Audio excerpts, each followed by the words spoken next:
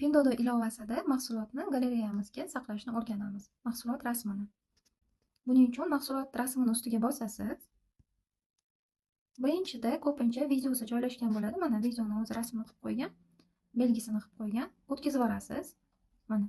Keyingisida ustiga bosasiz va bosib tursangiz pastda shunaqa oynacha paydo bo'ladi. Birinchisini tanlasangiz, aynan shu mahsulotni o'zini, shu rasmini, bitta dona rasmini galereyamizga saqlab olsak bo'ladi. Keyingisini tanlab esa 18 xil ko'rinishidagi rasmini saqlab olsak bo'ladi. Mana mahsulotni har xil ranglari bor. 18 xil ko'rinishda demak suratga olingan.